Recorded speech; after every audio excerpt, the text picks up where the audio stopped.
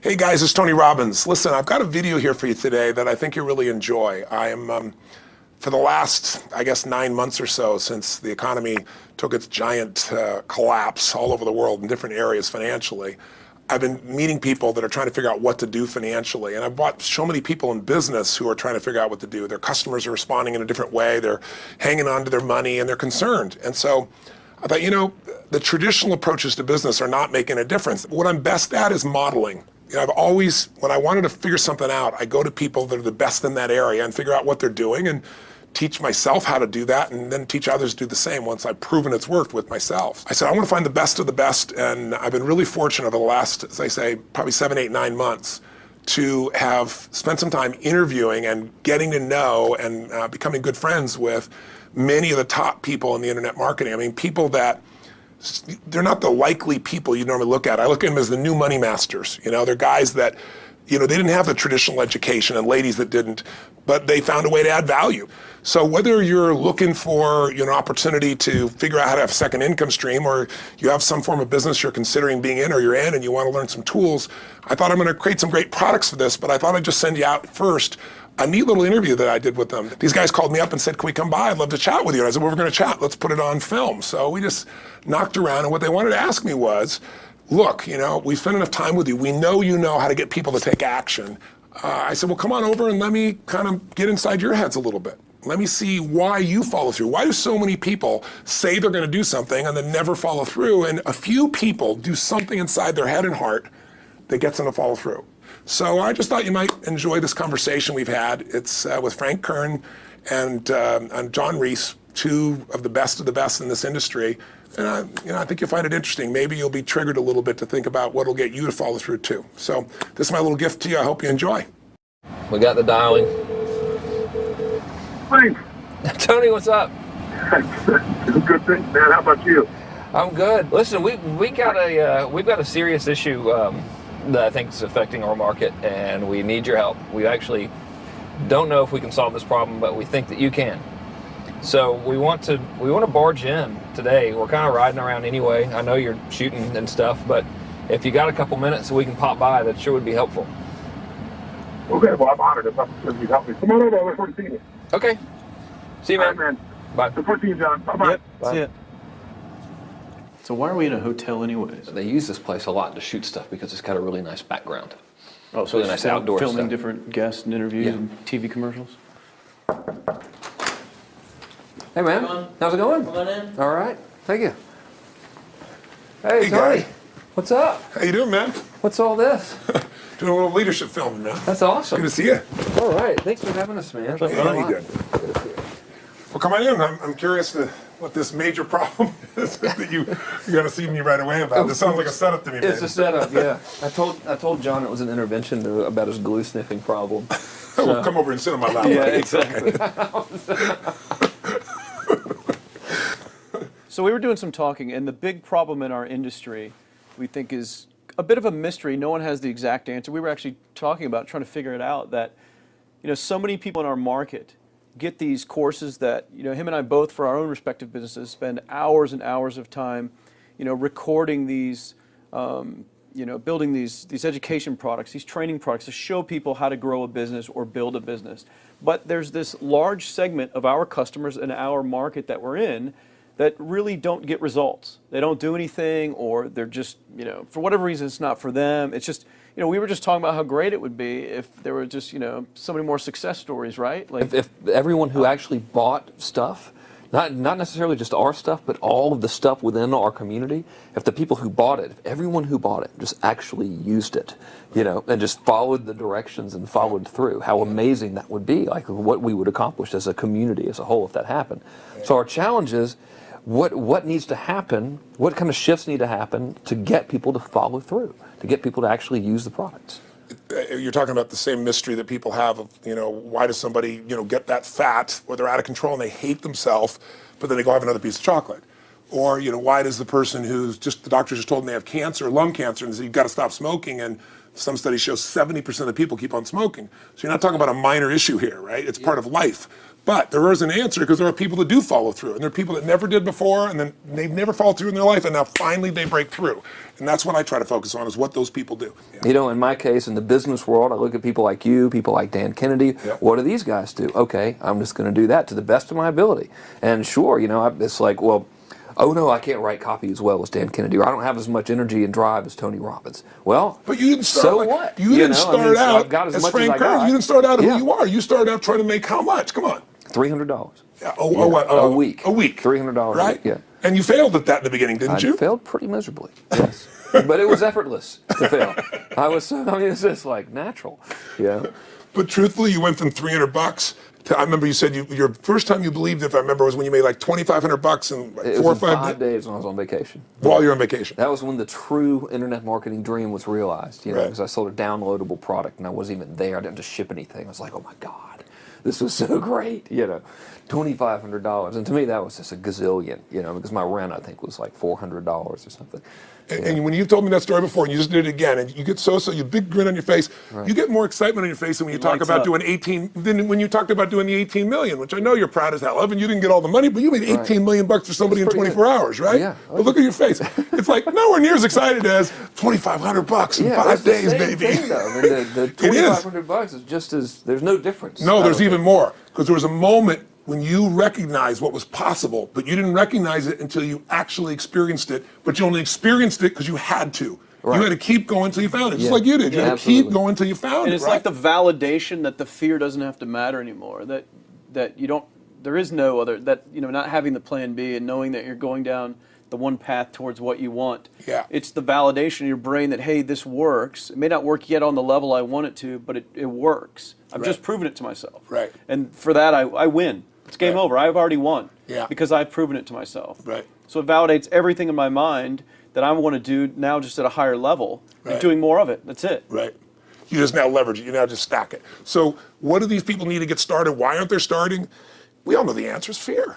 But the difference with you guys or me or anybody who's followed through is we're more afraid of what life would be like if we don't follow through than the person who's willing to settle for what they got and kind of hope it'll change and maybe purchase something for the moment and then not follow through on it. It's almost like people, overachievers, have a little more fear. They're a little more afraid of missing out. They're afraid of not being there, or they got a strong enough reason to follow through. So I'd say if you're looking at home, you want to give somebody some value, go, where do I start? I'm sick of this. That's a damn good place. That's probably why they bought the product in the first place, but now to they're escape not. from that for just a minute. What's that? They bought the product to escape from that state. Just for a moment. minute, yeah. So, because well, guess what? What makes people excited is progress. You don't have to be at the goal yet to feel alive again. You have to make progress. And the first step to progress is making a decision and buying the product. But then they don't do the second step, which is open the damn thing up. I think another powerful distinction that you're hitting on here is the fact that a lot of people that have breakthroughs in their lives, like including Frank and I both in different, success stories, situations, whatever you want to call them, is that, people typically hit rock bottom Yeah.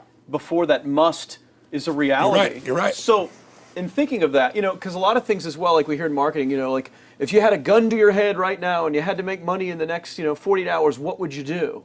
And that really resonates with people. But so I just wanted to bring this into the conversation because I think a big part of the market of all these people aren't people that have their backs completely against the wall yet. That's right. Okay, so they're not in a must situation yet. They're in a desire situation where they're okay in their lives. They do have big dreams and ambitions. They do want greater things, but it's not pushing them yet to the point where they will do what it takes To master have the something. must. So what do you think? How do people go from not having their backs against the wall when they have no choice to say, I'm totally sick of this, Right. to conditioning their minds to go from their situation where they are, which may be okay, to getting something greater? Well, think about this. What pisses you off and what excites you is all relative. $300 a week, no, $2,500 excites him more, that memory to this day, than even the $1 million, he did in his first 24-hour version, right? Or you breaking the 4 minute mile, $1 million. That must have been out of your mind. Tell me about that for a second. What did that feel like? You make $1 million in 24 hours. Nobody in history of the internet's done it. Euphoria. Yeah. It's unbelievable. What was your? It wasn't even about the money. That's exactly right. That's exactly right. right. It wasn't really about the money. No, it wasn't. I wasn't thinking like, oh, that's how many cars I can buy. No. It just wasn't. It was just breaking through like another barrier of progress. So at that point, it wasn't about your back to your wall. At that point, what it was really It was about... a further point for my fear, is what it really was. Further point for your fear, and for some people, and I think in some cases, it's also a recognition of who I am and what I'm capable of. So for somebody whose life is already great, this is about, what if I could take on another skill that could create more freedom for my life? And just saying, I'm not going to go out and try and do it all perfectly right now. What I'm going to do for the next 8 weeks, I'm going to create a little ritual. I'm going to do one thing a day to condition my mind, right, so that I get strong, so I follow through. I'm going to read something. I'm going to listen to something. I'm going to immerse myself. I'm going to go for an intense jog, or I'm going to go lift weights, but I'm going to do it consciously to get in a state where I'm going to follow through. That's number one, because people follow through when they're in state. Second, I'm going to get clear about why this is a must for me. It's not because my back's against the wall, but because I want to master an area of life that could create some freedom. I'm not going to master it overnight, but I got the system, I got the plan. I'm going to do one thing a day. I'm going to work on one subject a week. This week's going to be about figuring out what the right product or industry is. Next week's going to be basics of building traffic. And each week I'm going to make a little progress, and I'm going to get to a goal, whatever that is. I'm going to make $1,000, my $300 in a week. I'm going to get to my $2,500. That first $2,500 is the most excited. Unbelievable. The first $300. I remember It's the most life-changing, too. It is the most life-changing. I remember I was supposed to be a truck driver, making $24,000 a year because I'd be making the most anybody in my family had ever made. How'd that work out for you? Yeah, real well. Thank God I'm not driving a truck, right? I think you could pull the truck. I figured out I could like pull it with my finger, man. I could do it with my teeth. I could pull it with my teeth, right? 36 grand a year was the goal. If I could make 3 grand in a month. When I did that, was out of my mind. And then it was like, could I make 10 grand a month? Then it was 10 grand in a day, then 100 grand a day. Then could I make $1 million in a day? I had a day where I made $400 million in a day. The stock value of the company I took public, my personal stock. But it was probably after I did it, though, so it doesn't really count.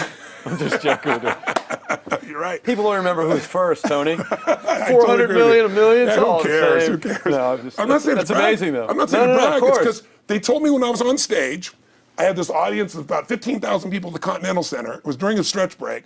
I was doing what I loved, rocking the house. Everybody's going crazy. And they go, the stock's worth $400 million right now. I was like, wow, that's cool. It's like, okay, that's, I don't want to sound stupid. It's like, what's next? And I went right back to what I loved. Once you break through, then it just becomes a game. The people that are getting your products have not yet broken through in most cases.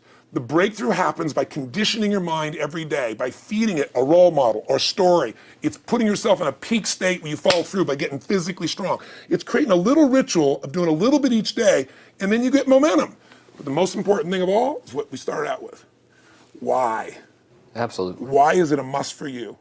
It doesn't have to be you're against the wall, but it has to be something you're hungry for, because the only difference in people is hunger. And if you're not hungry, get around people that are hungry and something will hit you. You watch a conversation, you get around people that are doing better, and all of a sudden you start going, my life sucks. I remember I went to a guy in LA. He's one of the most multi-billionaire guy, I'll never forget. And I lived in the Del Mar Castle, and I was really proud. That was like the symbol of me having taken myself from being poor to providing for my family this great place. It's built from castles in Europe overlooking the ocean, not far from you. And I went to this guy's house. He's a billionaire. He took me down to his wine cellar. I don't even drink wine. Went through this whole thing. At the end of the night, I was depressed. I lived in the Del Mar tenement, as far as I was concerned. I really was. I was like, I live in a crappy place, and all my standards changed. All of a sudden, I wasn't willing to settle for living that. All of a sudden, my back was to the wall in a different way, because as a man, I knew I was capable of more. So people can change their standard by getting around where it's better. People can change their standard by getting associated with what's true, like the bills they got to solve, the problems they got to do it. Or they can do it because they're excited, because it's something new they want to take on. Everyone's different, but they got to find the why, and they got to come up with some daily rituals to get them going, and just do a step at a time. That's where you get momentum. Awesome. That is awesome. So, think about what's the holy grail between somebody taking action or not. It's one word: certainty.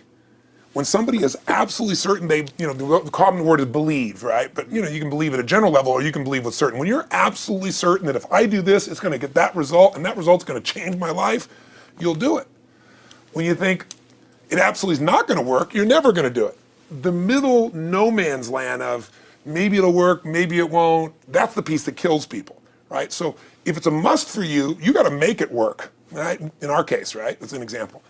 If it's not a must for you and you're not sure, you don't know what to do. So years ago, I'd look around and say, okay, how do people get themselves to follow through that haven't been following through? What's the difference? And I started interviewing hundreds of people, literally, and eventually thousands, because I had thousands of my events. So I'd ask the group to give me their feedback.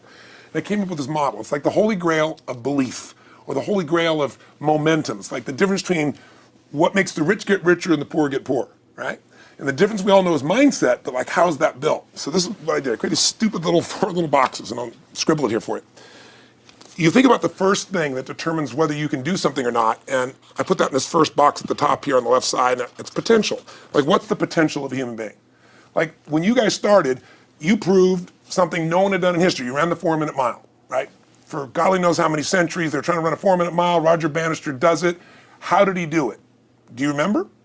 You did it in this industry, right? You made $1 million in a day. No one had ever done that in history, right? After you did it, a bunch of other guys are doing it because it became possible. Roger Bannister didn't just go physically practice. He made a shift in his head. He practiced in his head because he could never achieve it physically, so he had to change in his head first so that the result became certain enough he believed it, and then his body got him through. After Roger Bannister ran that 4-minute mile, within 2 years, 37 people ran a 4-minute mile. Wow. When no one in history had ever done it. Now here's how it works. The potential for anybody getting your product is extraordinary. They could do what you've done as much, more or less. They can do whatever they want to do. The potential's there. The market's proven that. Whether or not they tap into potential has a lot to do with what action they take, which is the question you came to me with, right? Like, you know, God, they all have potential, but they're not taking action. And we all know that the action they take is going to determine the results they get. That's pretty obvious. So most people have a belief about what their real potential is no matter what you tell them. And that affects how much action they take. And of course that affects the result. And then ironically, that result reinforces their belief. And then that belief affects it. So I'll give you an example. Let's say a person has unlimited potential, we all agree. But they take little action, little results. Why? Because they have to start with a problem with their belief. They don't believe it's really going to happen for me. Maybe for Frank Kern's because he's got the cool hair and stuff, or maybe it's for you because you're so driven, but it's not me. Maybe Tony Robbins because he's a freak, got these big teeth. Whatever their thought process is, right? They got this thing, right? But what happens is, if you believe that there's very little potential, how much action are you going to take? Nothing, little. And when you take little potential with a little action, what kind of results do you get? Lousy little results. And when you get little results, what does that do to your belief? You go, see, I told you this was a waste of time, told you this wouldn't work. And then what happens? You tap even less potential, you take even less action, you get even worse results, and your belief gets even weaker. And this sucker feeds on itself until you are in the downward spiral. It's poisonous. It's poisonous and it's self-fulfilling. Now, what if something could happen that could come along and fill you with a sense of absolute certainty? Not like I believe, but mean where you know. In you guys' case, mine as well, we knew because we had to. Because we burned the boats. There was no other option. We had to find a way. We weren't going to live that way. We all did it in different ways and for different reasons, but in essence, that was it. If you get yourself in a state of certainty that this is going to work, I'm going to find the way, and if this doesn't work, I will make the way, then you tap a lot more potential. And when you're certain in your potential, you take massive action. And when you take massive action, you really believe in something, you get great results. When you get great results, your brain goes, see, I told you I was a stud. I told you this thing would work out. Now you're even stronger. You tap more potential, take greater action, greater results. That's how you went from $300 in a week to $2,500 in 5 days to $100,000 in a month to $1 million in a day. Same thing with you. And we get momentum. That's why the rich get richer and the poor get poorer. Now some people go out and they go, well, I'm going to take a bunch of action, all right? I'm going to open this product, I'm going to try it. And they'll say to you, I even did it. But it's like a salesman who goes and knocks on the door, and he knocks on 100 doors and says, you don't want one of these, do you? yeah, exactly right. You know? And even if he doesn't say it verbally, his face says it because he doesn't believe it's going to work. So his voice, his body, the execution is so weak. Maybe if he talks to 100 people, somebody's going to buy out of pity. They don't want his kids to starve, right? But he's not going to get the result. So the core difference in people is how do you produce certainty when the world isn't giving it to you? You go out and you try, in your case, you're 100,000 in debt and nothing's working. How do you keep yourself going? The way you did it, the way I did it, the way you're doing it, we may not have done it consciously, is we didn't change our potential, that was there. And it wasn't even taking more action. Taking more action with a belief it's not going to work, it's not going to change anything. We got results in our head that made us feel certain as if it had already happened. True or false for you? True. Right? So give me an example so people know I'm not just making this crap up. Well, I mean, just like when I had nothing, I already knew I was driving like Ferraris and Porsches and stuff because I always wanted those cars. I already knew I was going to have them. It was inevitable. Right. I inevitably, that was just my inevitable outcome. But how did you do that? Did you have a ritual? Did you think about it regularly? Was it one time you thought about it, or was it something you had an obsession towards? I had an obsession towards it. I mean, I used to work at a video store, which was the last job I ever had in my life. Thank God. And I used to go to work almost every day. and I used to bring 2 magazines with me to read on my breaks. Entrepreneur magazine, just to read about business and everything else, to read about what other people are doing, look for role models. And I used to carry an auto trader with me. And I used to look at Porsches that were for sale. Yeah. And people always used to ask me, what are you doing with that Auto Trader magazine? I'm like, well, I'm just picking out the Porsche that I'm going to buy. Right. Which probably got you a lot of crap. I did. People made fun of me. Sure. I actually had a boss at that job tell me, you know, you really shouldn't do that to yourself, John, because it's very, very likely that that is never going to happen. That it's very likely that you're never going to have that car. Yeah. That's the kind of belief he was trying to put in my head. And I was like, no, you don't realize that it's inevitable that I will drive here sometime in the near future with that car when I'm not working for you and drop movies off for you to put back on the shelf. And that actually happened. And it was one of the most fulfilling days of my entire life. And the great thing was when I pulled up in this car, I was in my mid-20s. Yeah. A car that most mid-20s. What kind of car was it? It was a Porsche 911 Turbo. It was a convertible and everything. It was a beautiful car. It was one I always dreamed of having. But you know, for a few years I always circled the ads of which ones I was going to buy. Well, when I finally got it and I pulled up at the store, you know, I had all these people. Some people that were still working at this $7 an hour job were there years after I left. And I'll never forget this, even the boss and stuff, and the reaction of the people was like, wow, that is awesome. Yeah. Is that your dad's car? And all I said to them was, not exactly. Good for you. And I just smiled and just left. But it was, you know, it's the weirdest thing, but I just knew it was going to happen. But you knew it because I conditioned myself to you did it to over and know over it was- again. yeah. When I was in high school, I was not a popular kid, but I was passionate and intense, and I'll never forget. Some people some particular girls gave me some crap, and a guy too. And I wrote in their journals or their annual yearbook at the end, I wrote, someday, I said, you treated me like hell. Someday I'll be rich and famous, and you'll be an effing truck driver. And you'll be sitting there, I'll be with with this beautiful woman of my life, rich, and you'll be watching me on television thinking, you wish you would have treated me better. I actually wrote this shit in people's annuals because I went to a 10-year high school reunion. One of the people showed me this stuff, great. right? But it's like, I burned the bridges, baby. I was like, this is how it's gonna be. So I'll give you a perfect example of this. You know, they did studies, many have been done at this element, where they want to say, how much does the mind affect performance? So take basketball. And I've worked with a lot of NBA players and turned them around, and one of the problems many of them have is they'll choke on the free throw line. Well, everybody knows in that case, if you normally shoot really well and now you're not, something's interfering, something's getting in front of your state, some uncertainty, right? Obviously. So they take a group and say, we're going to make them better. How do you make somebody better who has got this mental block? So they take a group of guys and they're going to do free throws, and they do one group where they just practice for 6 weeks. Totally intense practice, and I forget the number of free throws, but they got to do this many free throws every day. Take a second group, and they have them not practice at all. Obvious. And they take a third group and they don't let them touch a basketball. All they do is have them practice in their mind, but the key is, it's not practice makes perfect, it's perfect practice makes perfect, as corny as that sounds. So these guys see themselves making the shot every single time, conditioning their mind and body that it's perfect every time. They're not interrupted by a reality that would screw with them. So at the end of 6 weeks, they tally it up, and now they give them a test to see who has the highest free throw percentage, success. What do you guess it's going to be? Well, the obvious person says, obviously, it's not the guys that didn't practice, but which one is it, the mind, or is it the ones that actually practice? I'm assuming the mind. Yeah, you would assume it because it's true. Right. You intuitively know the truth, that practicing's not enough. It's getting yourself so certain so many times that now when you go to do it, there's no hesitancy and you execute. It's having that absolute certainty that makes you tap your full potential, take massive action, get massive results, be reinforced to have even stronger belief. This is what makes somebody a star at anything. It's like Jack Nicklaus, the golfer. Yes. He visualized every shot and where it was going, landing right where he wanted it before he ever hit it. Every single time. And what do most Every golfers single do? time. They just take a practice swing and they kind of hope for the best and point in the right direction and hit it. And some of them, if they've had some bad hits, what are they really focusing on? What I don't want to do. Exactly, exactly. And that's the same thing here. So I'll show you a little stupid little physical technique for this. So stand up for a second. You guys gonna do this with the camera, show them? So try this for a second. So just put your feet together and then put your right index finger straight out in front of you like this, okay? And all I want you to do is I want you to just turn clockwise comfortably as far as you normally turn. Just notice where you naturally stop. Go ahead and turn clockwise. People at home can do this too. Keep your feet straight. Notice where you stop. Come back around to me. Back around to me. Pretty good. Okay, good. Yeah, you're really good at this, right? Drop your hand. Now let's do something really simple.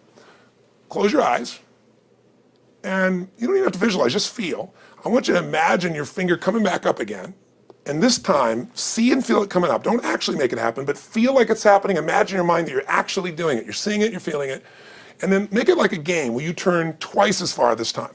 Like you're a little kid, somebody measures you and you go, I'm taller, come on, measure me this week. And that desire to do a little further. And then in your mind, do it again. Your feet are straight together, and in your mind, feel your finger coming up, see it coming up, and imagine going 3 times as far this time. And then one more time, bring your finger up, and you're like an owl. Your feet are straight, and you turn all the way around, and it comes all the way around to the front. See it and feel it and enjoy it each time like it's a game, like you can't wait to go further. And you know you do, every time. And then when you can feel that, and it feels good, then open your eyes, and now put your finger straight in front of you, and turn as far as you can comfortably and see what happens this time. Go. Break my back. Now notice, I don't know if the camera's got it, but you don't have to ask the camera. You can ask yourselves. Come back around. Did you go further this time, yes or no? A lot further. A lot further. 50% further. 50% further. How much further for you? About the same. Yeah. The average person will go 25% further. Now here's the question. Or superior. Or superior pointer. There you go. Superior right finger pointer. Thank God. Yeah. So, did you have the potential to turn as far as you did the second time, the first time? Yes. Why didn't you? I didn't believe it, I guess. We have beliefs about stuff we don't even know we have beliefs. You have an unconscious belief about how far you can turn comfortably. The first time I did it, when I pointed straight back, Yeah. I thought that probably shouldn't even go that far, like it was going to hurt me, or that I wasn't capable of going any farther. It's like, and how much further did you go this time? And the camera knows pointed over there, That's about over exactly there. right. Now here's the difference. The potential was there the first time, and you took action, and you got a result. But it was 50% less than what you did later on, and the only difference is they changed your belief. How did I change your belief? We didn't work harder on your potential. We didn't take more action. I got you to see the result in advance. I got you to see it vividly 2 or 3 times, that's all, of going further, and then your brain went, oh, I know what to do. Boom, it went there. Isn't that what you did by looking at your cars every single day and envisioning it? I mean, isn't that what you did when you created whatever the vision was? It was $300, $2,500, $1 million in a day? Yeah, that's what's missing for these people. They're not getting that execution is everything, but it doesn't happen if you don't get the psychology set of a state of total certainty. And you just change that 50% in 3 minutes worth of visualization. And visualization is only one technique. Because I was like losing my balance with my eyes closed, because I was kind of like lopsided. So I got one good visualization in. The rest of the time I was like, I sure hope I don't fall down on camera with my eyes closed. It's going to look really dumb. I'm going to have to do it. So you don't even have to be good at visualization. You can still get the improvement. So I want you to get, you ask the question, what is that difference in people? This changes people's certainty. People are uncertain they're going to succeed. They want it, but they're afraid. The best way to deal with a fear is get a big enough reason that makes you have to succeed, or condition yourself where you see it and feel it so often that you're certain that you just do it. That's all it really takes. That's awesome. This worked. I was thinking this while you were talking about going to the Sit down so we can hear this, and we'll go. You were talking about working in the video store and looking at the Porsches and stuff. I used to drive around in my car, doing the cold calling with the credit card machines. And one way that I would avoid cold calling, the pain of like cold calling and knocking on doors and everything, would be to listen to your stuff and listen to Jim Rohn's stuff. And I would just drive around, no particular destination, just to listen to it. And strangely, I still like to drive around. I prefer to listen to that stuff in the car for some reason. It's because it's where you got imprinted. I guess. I mean, it's like, well, I'll just drive up and down the coast and check out the ocean. Yeah. So I would drive around, and I would envision myself holding those types of seminars and teaching people that kind of stuff. And 3 weeks ago, I was teaching a seminar in San Diego, and I was talking about beliefs and envisioning things, and I had to stop. And I shared with the audience, I was like, you're not going to believe this, but I actually used to envision this very moment of me talking to you right now. So it really, really works. Definitely works. Makes a difference, I'd say. I'll tell you what, I worked with Andre Agassi in 1993, I think it was. He'd been #1, he dropped to 32nd in the world. And he was literally ready to quit with no exaggeration. His father was managing him, and he was so angry with his life. And he went through some, I think, wrist surgery at the time, and he's working on his swing. And he was dating Brooke Shields at that point. They weren't married, not his current marriage, obviously. And so she said, you got to come see Tony. She goes, I don't need motivation. He goes, he's not motivation, man. He's strategy. He'll show you how to make that shift in your head. So he comes. I work with a guy. In the beginning, he's saying, do your magic stuff. Like, oh, yeah, great, thank you. And I said, tell me, if you ever hit a tennis ball perfectly, and I'm trying to get him in the zone to remember that time, like you visioned, where he was perfect at it. He goes, of course I have, and I get him vision over and over again. And finally, he's in the zone. He's feeling that again, right? He's seeing it, and he's feeling certain, and the swing is going perfect. And I said, how's that feel? He goes, it feels perfect. I said, but are you thinking about the swing? You're not thinking about the swing. You're not thinking about how to do it. You're just seeing the result you want so vividly that it's there. So all I did was train him how to go in that state over and over again. He won the next weekend. The second weekend he came in second. Within 6 months, he was #1 in the world again. And he gave me unbelievable credit. But all it was conditioning the mind. You did it with tape, so did I. We were just talking about this earlier, Pam and I used to go when I was 17 years old down in downtown Los Angeles, this place called Night Education, K-N-I-G-H-T, like in the night. And I'd save up all my money, work as a janitor, and I would get these tapes and listen to these things over and over and over again. I went there for years, and I didn't have enough money, and I leveraged everything I had, but I knew how to train my mind. It's the one thing I knew how to do. This man's name was Mario. I saw him in his 80s. You know, he obviously knows how my life turned out and was very proud of the role he played in that process. He used to tell people the story. This guy's the real thing. He didn't just start out this way. This is how Tony did it. He listened to these tapes. He conditioned himself, right? This is the real stuff. He passed away a few years ago. I'm calling his house, and he passed away, and his daughter was there, and she wanted to share with me that how I touched his life and so forth. But the best thing was, I thought, you know what? I want to get those tapes. I want to get that stuff that conditioned. You know, I want to go back to that moment like you did of, you know, that moment was visualizing, now I'm living it. And she said, he left all this in his will to you. So I have all these tapes now that are from the time when I originally went through, and like I'd go to sleep and I had these sleep tapes that conditioned my mind to believe that I could succeed even when I was sleeping, or to build energy in my body. And anybody who wants to succeed has got to know it doesn't just happen. You can buy a product, but you also, with that product, have got to condition yourself. You got to make it a must, and you got to get a ritual. And if you do it, whatever you used to dream about you thought was so huge, you'll just live it. You'll live it like you lived this yesterday, like we're all living the life that we envision. Because we had to, and because we played this game with our head. We got the belief to be real by seeing it enough times and feeling it enough times till our brain believed it, and then it made it happen. Which raised the potential, which made us take more action, which got us better results, which raised our beliefs again. That's right. And then that's why the rich get richer and the poor get poorer. So instead of bitching about it, change it. And this is how you change it. It's like a self-fulfilling prophecy. Completely. It's pretty easy to change. Just that one simple exercise was amazing. I'm still like, holy crap, you know, I wonder what else I can do now. But look what most people do. Most people do the opposite of that, right? They get the product or they think about doing it, and what do they envision? It's not working. That's right. The excuses. So they vision it not working. As soon as they envision it not working, they feel uncertain. As soon as they feel uncertain, how much potential they tap? Little, if anything. And so they send back your product, and they listen to the damn thing, you know? And guess what? What does that do, by the way? They make that as another lousy result in their life. I didn't even follow through on that, and they believe even less. This process is the Holy Grail. It's where the whole game changes, and anybody can do it, and they can do it in a few minutes. And if they do it a few minutes each day, then they get a different life. They do it a few minutes one time, their life changes for the day. We're defined by our rituals. Everybody's got rituals, certain things they do every day. And what we three have in common, and anybody that I know of who has a life that they're living that was once a vision, is we saw it again and again and again, even when it didn't work, even when you lost 100 grand, even when I'm working as a janitor, there's something we would not give up on. And if somebody watching wants to change their life, they got to decide what they won't give up on, and then put themselves in the state of momentum by a couple little rituals. That's all it takes. And I think especially when it comes to anything related to making money, like making money products or promises or courses, people are so inundated with scams and all this garbage, true garbage, that, you know, their natural thinking is that they're so skeptical. It's like they fall into the conditioning of, well, if anything's ever going to work, that thing has to prove it to me before I believe anything.